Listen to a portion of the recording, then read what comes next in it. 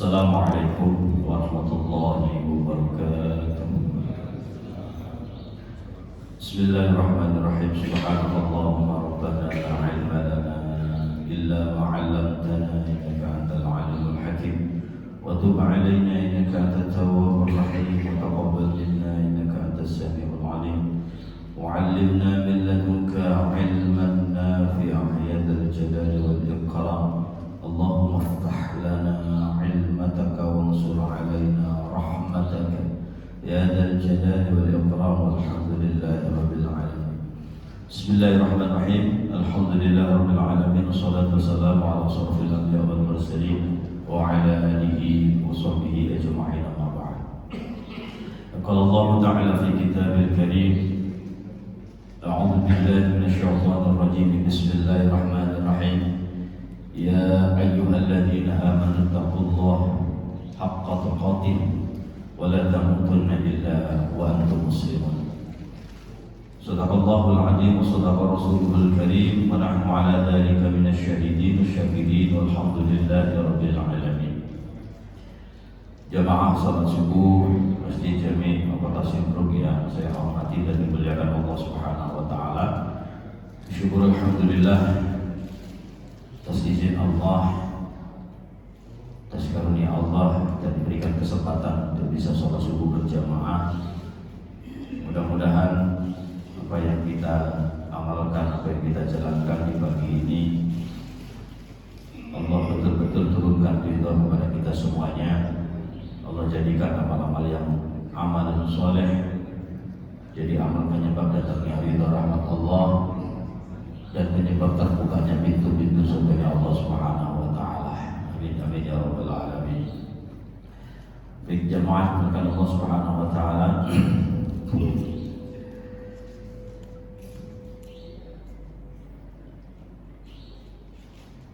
Dalam salah satu hadis Al-Imam As-Suriyah, beliau memberikan nasihat agar kita berhati-hati dalam melakukan sebuah kesalahan.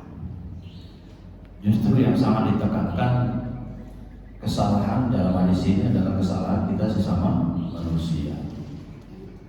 Nah, di sini ada hubungannya dengan halal bihalal. Ditemukan halal bihalal itu mungkin kita temukan hanya di Indonesia, mungkin di negara-negara lain tidak akan kita temukan yang namanya halal bihalal. Mungkin ada beberapa negara ya, tapi di Indonesia masya Allah.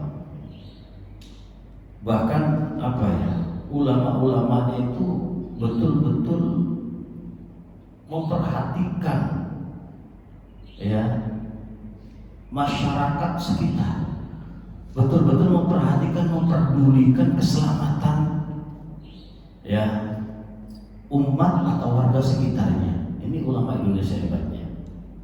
Makanya adanya halal bihalal ini ya salah satu usaha kita untuk memperbaiki ya, untuk saling memaafkan satu sama lain.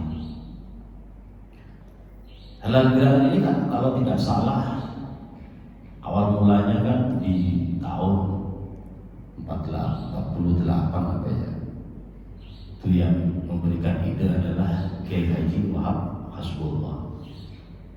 Nah, itulah baru adanya acara halal bihalal. Nah, manusia itu di dalam nasihat Al-Imam As-Suriyah itu mempunyai sebuah kekhilafan atau kesalahan baik sengaja maupun tidak sengaja. Nah, justru yang ditekankan oleh Imam As-Suriyah dalam hadis ini adalah dosa kita sesama manusia. Karena dosa kita sebesar apapun kepada Allah Subhanahu wa taala. Contoh, dosa kita kepada Allah murni ya kepada Allah, tidak ada hubungannya dengan manusia. Kita hidup kurang bersyukur, banyak mengeluh, itu murni berdosa hubungannya dengan Allah. Meninggalkan kewajiban sholat murni hubungannya dengan Allah, gak ada hubungannya dengan Nah, berbuat sebuah kesalahan baik kecil maupun besar yang hubungannya dengan Allah Subhanahu wa taala, jikalau kita di bulan Ramadan kemarin puasa kita benar, ya qiyamul lail kita benar, maksudnya tarawihnya itu betul, insya Allah dosa sebesar apapun, sebanyak apapun, itu akan diampuni oleh Allah Subhanahu wa taala, karena ini sesuai dengan sabda baginda Rasulullah Shallallahu Alaihi Wasallam. Dan hadis ini adalah muttafaqun alaih, udah bisa dipertanggungjawabkan hadisnya, dan hadisnya udah familiar, udah sering kita dengar. Rasulullah bersabda, "Maqama aw man shoma," kan, Ramadan imanan wa ihtisaban, ghufira lahu ma taqaddama min dhanbi. Barang siapa yang berpuasa kemudian di malamnya sholat malam atau sholat tarawih, ya,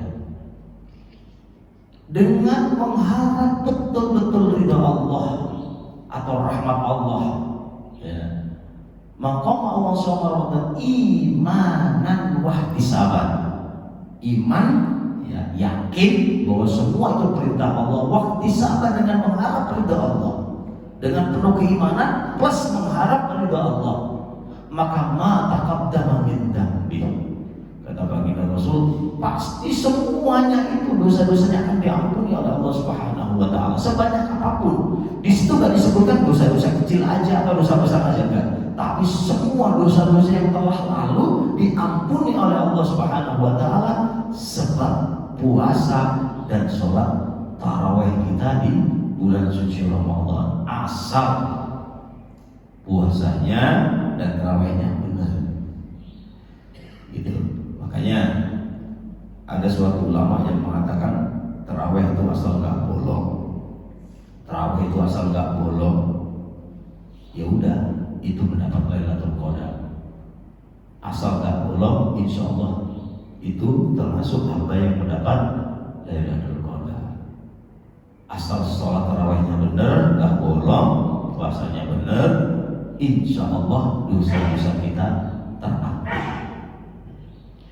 Nah, saat ini setelah pasca Ramadan, dosa kita hubungannya sama Allah aja yang udah selesai, dengan syarat puasa kita diterima. Ya, dosa kita sama Allah udah selesai, kita seperti bersih lagi, begitu, bersih lagi dengan puasa Ramadan. Nah, Imam Ghazali justru yang harus kita perhatikan itu dosa kita sesama manusia. Nah, beliau mengatakan dalam salah satu hadis yang diriwayatkan oleh Imam Bukhari, ya, dari jalur Abu Hurairah, hadis ini sahih, hadisnya hadis sahih.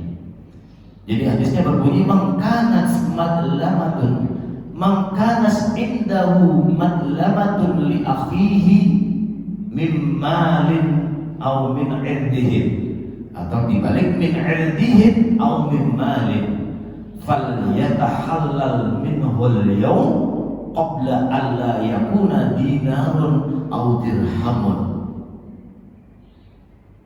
Man kana lahu amalun sholih ukhida minhu biqadri madlamatihi, wa man lam yakul lahu hasanat ukhida min sayyiati sahibihi fa khummila alaihi. Itu hadisnya hadis sahih yang diriwayatkan oleh Imam Bukhari dari jalur Abu Hurairah. Ini yang ada hubungannya dengan halal bihalal hadis ini, yang menjadikan dasar ulama-ulama Indonesia mencetuskan sebuah halal bihalal.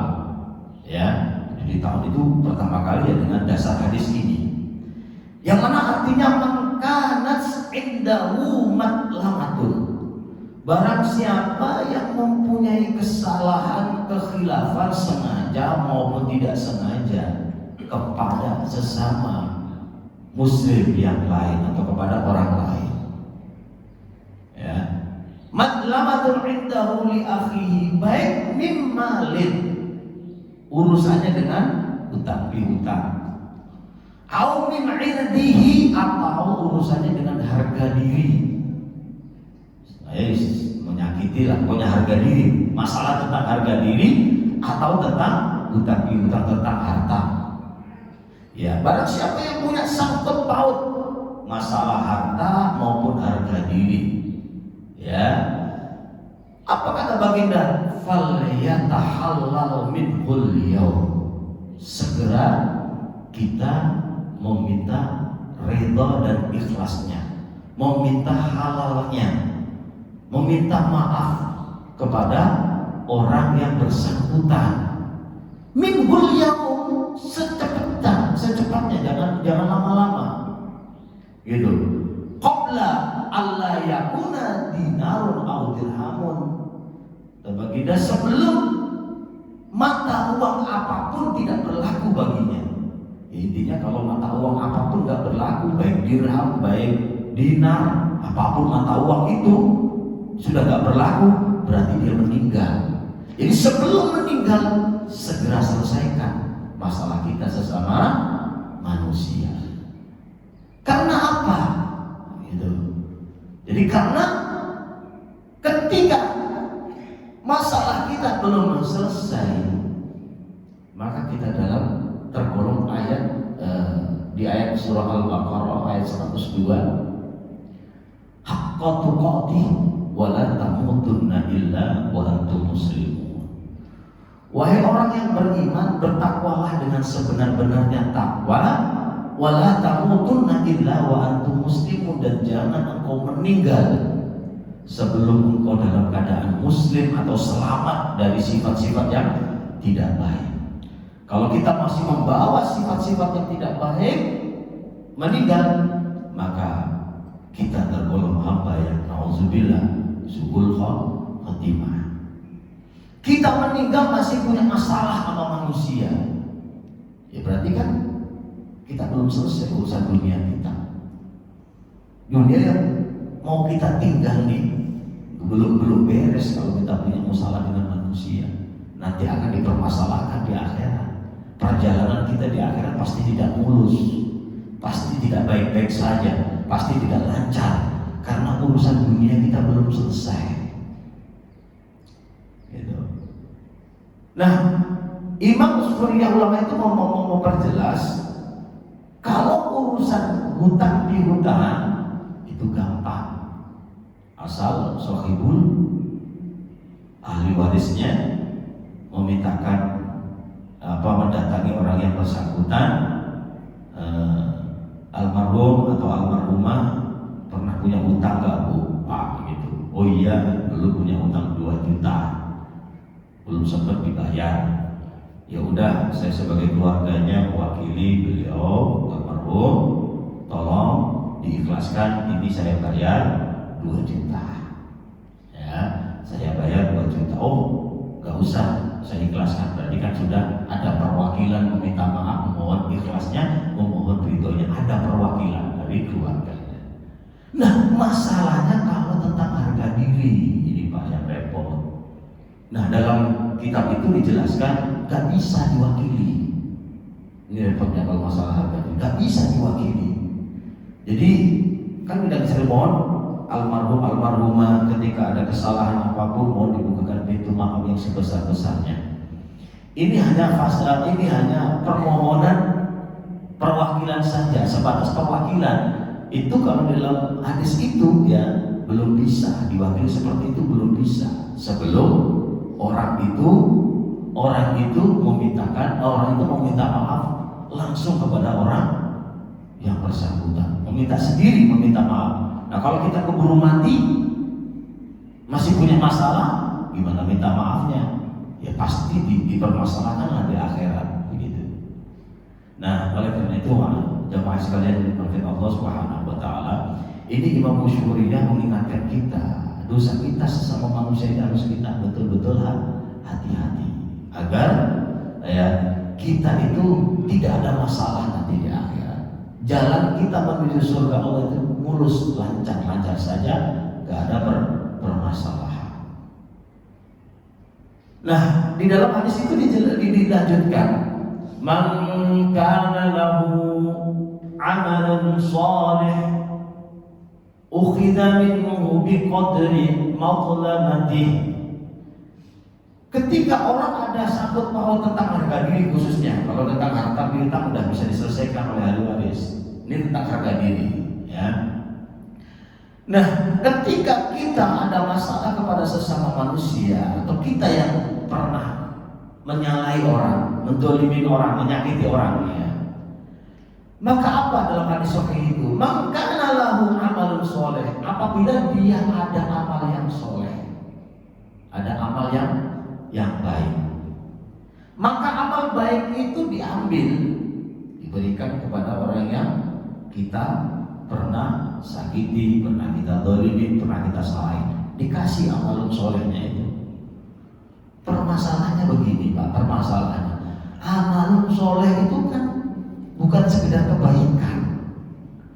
Kita berbuat baik belum tentu masuk kategori amal soleh. Kita sedekah belum tentu itu tergolong amal soleh. Kalau nggak memenuhi syarat nggak jadi amal soleh. Ya, kita apapun kebaikan kita yang kita lakukan itu belum tentu masuk amal soleh. Karena amal soleh itu ya perlu syarat. Dalam tafsir Imam Al-Baghawi, ya, dalam tafsir beliau itu dijelaskan di juz 1 halaman 73 kalau tidak salah, memberikan gambaran-gambaran amalan soleh itu seperti apa. Loh, amal soleh ini satu-satunya kebaikan yang kita bawa untuk menghadap Allah, untuk berjumpa dengan Allah. Tanpa adanya amal soleh, jangan harap bisa berjumpa dengan Allah Subhanahu wa Ta'ala. Kan sudah jelas di surah Al-Kahfi ayat terakhir, ya, ayat 110, ya. Faman kana yarju liqa'a rabbih falyamal 'amalan salihan wa la yushrik bi'ibadati rabbih ahada. Dalam surah Al-Kahfi ayat terakhir, barang siapa yang ingin berjumpa Allah, makanya yarju liqa, bertemu dengan Allah Subhanahu wa Ta'ala di akhirat nanti, falyamal amalun soleh, maka berbuatlah amal-amal soleh. Itu salah satunya bekal untuk kita berjumpa dengan Allah Subhanahu wa Ta'ala. Kita berkali-kali beramal baik Pak, bahkan udah mungkin ribuan kita beramal baik, yang sering-sering beramal, yang istiqomah kita beramal. Cuman yang dijadikan amal soleh ini nggak tahu yang mana, ya, nggak tahu yang mana. Justru karena mungkin sedekah kita yang 2.000 nggak tahu, mungkin yang sedekah kita yang 10.000 ya nggak tahu, ya. Sholat kita yang jadikan amal soleh itu yang mana, sholatnya kapan, nggak tahu Pak. Wallahu a'lam. Nah, Syekh Surya di dalam tafsir Imam Baghawi itu menjelaskan, memberikan kriteria amal soleh itu seperti apa. Amal soleh itu tidak bisa luput dari 4.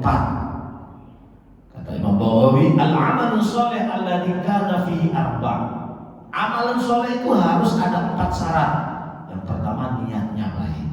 Niatnya itu harus udah nggak bisa. Yang pertama ilmu dulu. Ilmu dulu pertama, bukan niat, ilmu. Jadi ilmunya dikuasai dulu. Kita sholat nggak pakai ilmu, langsung niat, dia pokoknya niatnya baik, saya ikhlas karena Allah. Niat Allah, Akbar, niat sholat, usolli, fardhu maghrib umpamanya. Niatnya baik, betul-betul karena Allah. Tapi ilmu nggak diduluin, ya percuma nanti. Berkurang, itu bisa menjadi amal yang cacat. Mungkin cara sujudnya salah, cara rukunya salah, bacaannya juga salah. Berarti kan gak ada ilmu. Maka sebelum kita melakukan kebaikan, kuasai ilmunya dulu. Setelah ilmu kita kuasai, maka niatkan yang baik. Ada ilmunya udah matang nih, ilmunya udah matang, tapi niatnya salah, ya udah berarti susah untuk jadi amal soleh, susah. Ilmunya udah kontak, kita kuasai, bacaannya bagus, dalam sholatnya ya, fatihahnya bagus, tata cara rukunnya, semua rukun syaratnya udah dikuasai, udah tahu semuanya dan udah benar. Tapi sholatnya mungkin karena dipuji niatnya, ya karena apa, bukan murni karena Allah, berarti niatnya yang salah. Ilmunya benar, niatnya yang cacat. Nah kalau niatnya Allah, ilmunya udah benar, niatnya sudah benar, maka apa kata Imam Baghawi, syarat berikutnya adalah yang ketiga adalah sabar. Sabar itu melakukan kebaikan ya jangan terburu-buru. Pokoknya mau melakukan kebaikan ya selalu perlu dengan kesabaran. Salah satunya istiqomah juga. Gitu. Sabar, melakukan kebaikan itu harus sabar. Banyak ujiannya kebaikan itu. Ya. Kebaikan sekecil apapun itu pasti ada ujiannya. Ujiannya biasanya ujung. Orang kalau udah melakukan baik pasti merasa lebih baik, lebih hebat, lebih soleh atau lebih alim. Orang kalau sudah melakukan kebaikan, apalagi kebaikan itu terus dilakukan, bahayanya kalau udah ujung merasa lebih baik, itu bahaya banget. Nah, itulah perlunya kesabaran. Sabar menjaga amal gitu loh, Pak. Sabar juga menjaga amal agar terjaga sampai ajal menjemput, ini enggak tercampuri sifat-sifat ujub, sifat takabur, sifat pamer dan lain sebagainya, sehingga menjadi amal benar-benar karena Allah. Itulah kesabaran. Sabar untuk kita tidak, ya harus untuk tidak kita pamer-pamerkanlah amal itu sabar. Dan yang terakhir adalah ikhlas. Ikhlas ini syarat yang menentukan di akhir kita beramal. Kalau sudah beramal maka harus ikhlas. Ya, ikhlas ini ya bisa tergolong enggak kita ibadahnya enggak pamer, karena Allah benar-benar murni karena Allah. Dan kalau empat ini sudah terpenuhi, insya Allah potensi amal itu menjadi amal salehah tinggi. Insya Allah akan menjadi amal soleh. Kalau empat syarat itu dipenuhi, kata Syekh Imam Al-Baghawi. Ya, jadi kalau empat itu sudah terpenuhi, maka akan menjadi amalun soleh. Dan amal soleh ini kalau dipunyai orang, dimiliki oleh seseorang, terus orang itu berbuat salah kepada orang lain, maka amal soleh ini diambil amal solehnya ini, dikasih orang yang kita zalimin, kita sakiti. Nah kalau kita sering menyakiti terus, habis amal soleh. Terus apa bekal yang kita bawa untuk menghadap Allah ini apa gitu? Yang menjadi pertanyaan kita itu. Wong kita beramal itu berkali-kali, bahkan beribu-ribu kali beramal umpamanya kebaikan. Ini pada beberapa yang menjadi amal soleh itu hanya beberapa aja, nggak semua. Jadi nggak semua kebaikan itu bisa menjadi amalun soleh, gitu. Jadi yang menjadi amal soleh yang minimal 4 tadi harus terpenuhi, ya 4 tadi. Makanya banyak orang pintar keblinger itu ya ilmunya dikuasai tapi niatnya nggak benar. Pintar keblinger, orang pintar tahu ilmunya paham tapi niatnya yang salah. Gitu. Justru ilmu ini kalau nggak kita bawa, pasti ilmu itu justru akan menjerumuskan, gitu loh. Bukan malah menyelamatkan. Kalau kita nggak bisa bawa dengan baik, dengan niat baik, ya. Cara kita, ya Pak ya, cara kita itu mengontrol kelebihan kita. Nih cara kita mengontrol kelebihan kita. Kan semuanya punya kelebihan. Semua itu pasti punya kelebihan. Ada yang pandai ilmunya, ada yang otaknya cerdas, ada yang kekuatannya masya Allah kuat begitu.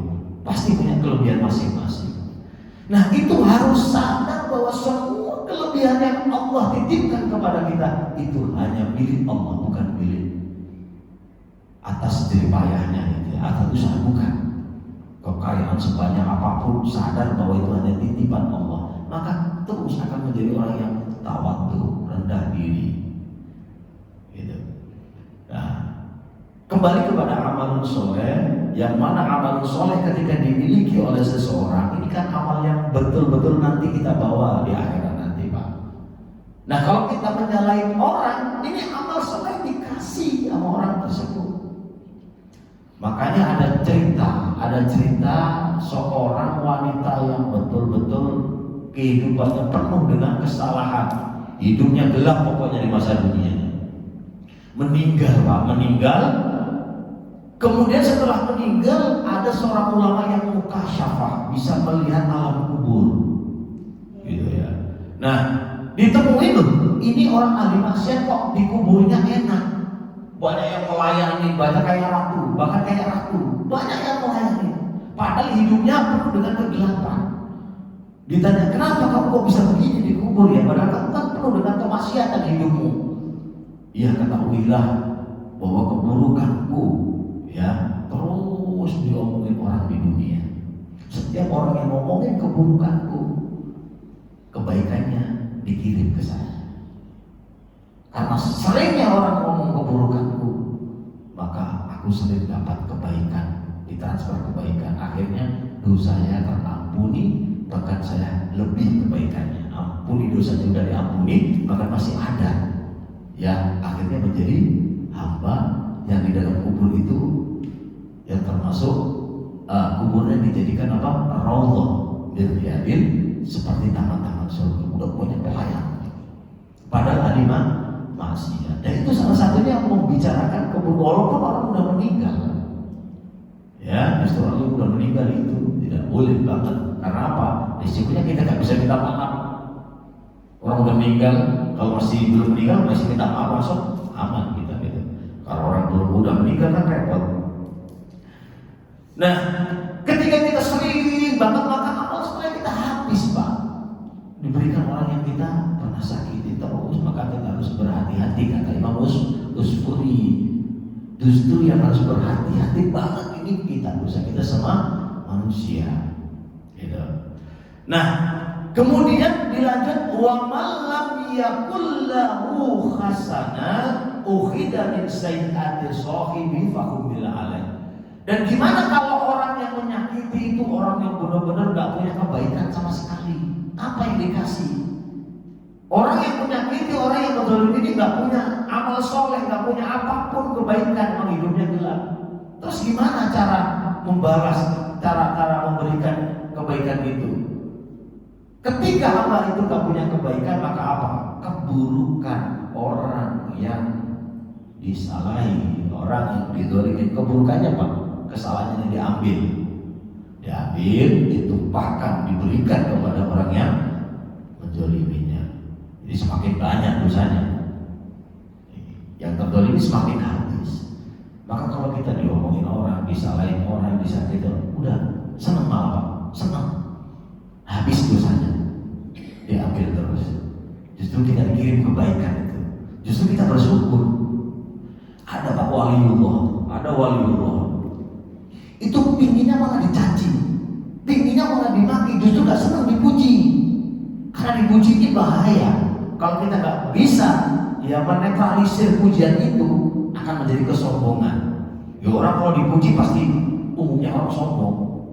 Kalau kita gak bisa mengontrolnya dengan baik gitu loh. Kalau nggak sadar bahwa semua pujian itu milik Allah, semata-mata hanya milik Allah, itu maka pujian itu bahaya sebenarnya. Justru ada wali pinginnya dicaci, pinginnya dimaki, gitu. Pinginnya dicaci, dimaki. Sengaja kamu pingin disalahkan, pingin dicaci, pingin dimaki apa? Ya justru itu dengan cacian, dengan makian dia akan diangkat pada derajat sama Allah Subhanahu wa taala. Maka jangan salah, orang yang terzalimi itu doanya mustajab. Orang yang terzalimi doanya mustajab karena itu disayang Allah. Ya, salah satu orang yang terzalimi itu adalah doanya mustajab. Karena itu salah satu yang disayang Allah. Kayak kenapa? Ibu itu doanya mustajab. Ibu itu doanya mustajab. Bahkan ada ulama Pak, ada ulama yang mengatakan ketika bulan puasa, ibu yang mengandung, yang menyusui itu enggak wajib mengqadha. Ada yang seperti itu, tapi ini jangan ditiru. Ada yang kenapa? Karena dia kontribusinya itu tinggi kepada amanah Allah, janin atau anak yang dititipkan. Ini kan makhluk Allah. diberikan di dalam rahimnya, kemudian dibesarkan. Gitu. Ini kan seorang ibu memang berperan penuh, begitu. Masya Allah. Maka doanya ini Masya Allah mustajab. Jangan sekali-kali disakiti nantinya. Kalau udah sakit ngeri itu murkanya. Ya, karena apa? Banyak kontribusinya kepada anak tersebut. Maka doa pertama yang paling mustajab bagi hamba Allah itu ya ibunya. Bahkan 70 kali kalah, gitu katanya kan. 70 kali kalah dengan doa ibu. Ya, itu sudah banyak dipakai orang-orang bahkan non Muslim. Maaf nih, bahkan non Muslim tahu banget kalau doa ibunya itu mustajab gitu. Itu pun dipakai orang Muslim. Ya, dulu punya teman orang Cina, gitu, orang Cina, dan teman itu bapaknya sukses Masya Allah, terkaya di kampung gitu loh. Orang Cina kan gitu.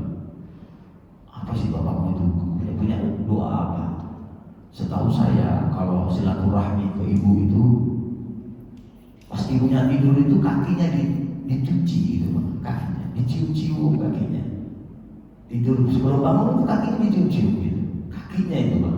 Nah setelah sadar pasti seorang ibu itu akan terenyuh dengan bangga, anakku berbakti benar. Saya belum tidur ditungguin, saya belum bangun ditungguin, begitu bangun dicium-cium kakinya. Nah ketika terenyuh, ketika sudah merasa bangga dengan anaknya, ridho dengan anaknya ini, senang dengan adanya anaknya ini orang tua, disitulah tepat, Bu doain saya mau usaha ini, Bu doain saya mau buka usaha ini. Nah doa itulah yang langsung tembus, insya Allah. Ya itu langsung tembus. Itu kan jarang kita pakai Pak, karena kita malu sendiri dengan ibu kayak gitu itu ya. Itu Masya Allah. Jadi itu sudah ada ajaran. Kalau doa ibu Masya Allah mustajab betul. Ketika masih ada orang tua disayang-sayang banget ya, dicinta benar begitu. Bahkan kalau kita bisa memuliakan orang tua, maka doa kita, rezeki kita seperti raja. Ya, kembali kepada hadis tadi. Ya, kembali kepada hadis bahwa ketika yang berbuat salah tidak mempunyai kebaikan, maka yang diambil adalah keburukannya. Keburukan orang yang terzalimi diberikan kepada orang yang menyakiti orang yang menzalimi. Nah, itu ya, agar kita selalu berhati-hati. Maka adanya halal bihalal ini, mumpung Allah masih berikan umur panjang, ya, memberikan kesempatan selagi kita merasa oh ya saya pernah menyakiti, mau minta maaf. Dan momen halal bihalal ini momen yang terbaik. Ketika kita mau minta maaf dengan sendiri, ya langsung pribadi satu ya, datang kan malu kadang-kadang. Nah dengan jamaah seperti ini bareng-bareng saling memaafkan, enak. Segala kebaikan kalau dilakukan bareng-bareng ini akan terasa, ya akan terasa benar apa ya istilahnya, terasa mudah begitu Pak. Puasa Ramadan bareng-bareng semua umat Islam puasa, enak, mudah. Tapi kalau puasa Senin Kamis, puasa yang sendiri, ini repot, berat ujiannya. Ya kalau semuanya kebaikan itu bareng-bareng pasti. Sholat sendiri pun risikonya banyak. Sekali salah nggak ada yang mengcover. Kalau jamaah, ya makmum ada yang salah, asal imamnya benar, di-cover sama imam, enak. Begitu kalau jamaah itu. Nanti pun kata ulama di surga itu ketika masuk surga maka ada yang gerombol-gerombol, ada yang sendiri-sendiri. Gitu. Yang gerombol-gerombol yang jamaah itu enak. Rombongan satu masjid situ, terus. Nah itu. Karena apa? Setiap kebaikan yang kita lakukan ini Pak, pasti ada manfaatnya buat saudara kita yang lain. Kita menjadi saksi. Oh iya, si fulan pernah ngaji bareng, pernah duduk bareng di masjid. Nanti itu dicari Pak di surga. Gak ada kita ke surga itu enak ngomong gitu aja. Pasti nyari orang yang pernah kita ajak bareng-bareng ngaji, bareng-bareng belajar, bareng-bareng duduk di majelis ilmu itu nyari. Maka kata ulama, perbanyaklah teman orang-orang soleh, karena orang soleh itu akan bisa memberikan syafaat kepada kalian, kepada kita. Itu tujuannya. Ya, salah satu tujuannya itu. Ya, semua kebaikan itu kalau dilakukan bareng-bareng enak.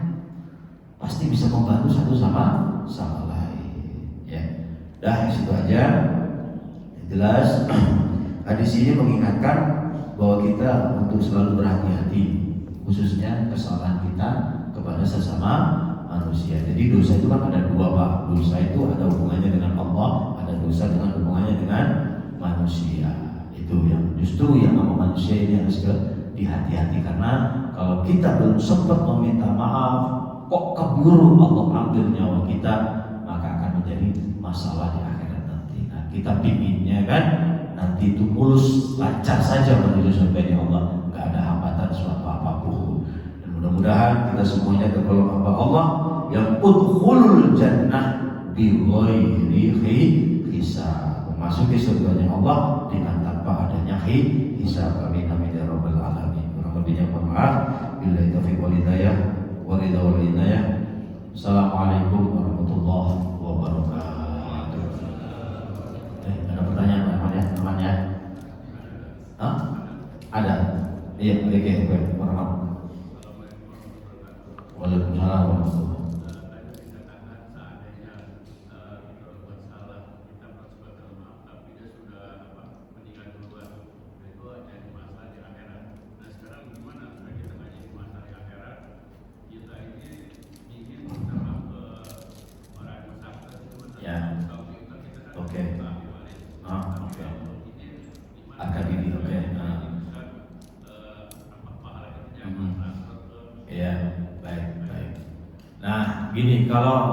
Kalau masalah kita tentang harga, jadi kalau hutang piutang kan bisa kita selesaikan para ahli warisnya. Nah, kalau masalah harga diri dan orang itu keburu mati, kita belum sempat meminta maaf, orangnya keburu meninggal. Nah, gimana cara kita minta maaf gitu? Kalau dalam salah satu kitab dijelaskan, itu perbanyaklah kita memintakan maaf kepada orang tersebut. Maka ulama kan kita gini, di wirid itu ya, setelah sholat itu kan sering gini. Astaghfirullahaladzim li wa li walidayya wa li masyayikhina wa muallimina ya wa tulabatana wa li ashabil huquqi wajibati alaina wa li jamil mu'minin wal mu'minat wal muslimina wal muslimat wa liman dolamna wa asya'na alaih wa liman ahabba alaina wa atubu ilaih. Itu apa artinya? Ya Allah, ampunilah aku, kedua orang tuaku, guru-guruku, ya, kakek nenekku, gitu ya. Waktu kalau kita sebagai seorang guru jangan lupa ditambah tullah. Seorang guru apa-apa jangan ditambah tullah. Tullah itu murid-muridku, gitu ya. Ditambah murid-muridku dan semua ahli yang menjadi tanggung jawabku, anak, istri, semua dimintakan maaf. Kemudian walimah dolam, bahkan orang yang mendolimiku, ampuni dosanya ya Allah. Tuh, orang yang mendolimiku dimintakan maaf, itu kan hebat-hebatnya orang. Ya, walimah dolamna wa sya'na, orang yang mendolimi menyakitiku, ampuni. Waliman nahabba alaina waliman ahsana alaina, dan orang yang senang nggak senang semua ampuni, dan orang yang pernah aku zalimi, ini khususnya ampuni dosa-dosanya. Ya, itu cara kita meminta maaf kepada orang yang terzalimi atau yang kita sakiti. Orang itu keburu meninggal, maka sering-seringlah memintakan maaf kepada orang tersebut. Kalau nggak bisa bahasa Arab, dengan bahasa Indonesia boleh. Itu cara satu-satunya, ya, dengan cara kita berbuat baik, mendoakan, kita berikan kepada kita mendoakan orang yang pernah kita zalimi, atau kita bersedekah atas nama almarhum ini yang pernah aku zalimi, hadiahnya buat mereka. Itu cara salah satu kita untuk meminta maaf kepada orang tersebut. Sering-sering mendoakan, ya, sering-sering mendoakan. Nah, kenapa Rasulullah ini masya Allah bijaknya? Kenapa Rasulullah sangat bijak? Kenapa kita disuruh sering lil mu'min wal mu'minah? Allahumma gfir lil mu'min wal mu'minah. Ya kan udah di jamaah tuh, pokoknya ampunilah dosa seorang mukmin mukminat ya. Ampun itu salah satu kita mendoakan orang mukmin mukminat semuanya, berarti kan? Ya, bahkan di dalam khutbah diwajibkan mukmin-mukminah. Ya, secara itu udah jamak kita meminta Allah ampunilah dosa-dosa orang mukmin dan mukminah, mukmin laki-laki dan mukmin perempuan. Ampunilah dosa-dosanya ya Allah. Itu salah satu kita mau minta maaf. Dan di antara itu pasti ada yang kita zalimi, di antara orang-orang mukmin-mukminat itu pasti ada yang kita salahin gitu Pak. Dengan kita sering Allahumma ighfir lil mu'minin wal mu'minat. Nah, itu insya Allah dengan otomatis dia akan terampuni salah satu sebab doa yang kita bacakan di tiap hari. Ya khususnya di sholat sering itu baca Pak Rahmat ya. Itu cara satu. Dah cukup. Lagi ya. Baik, tutup Al-Fatihah.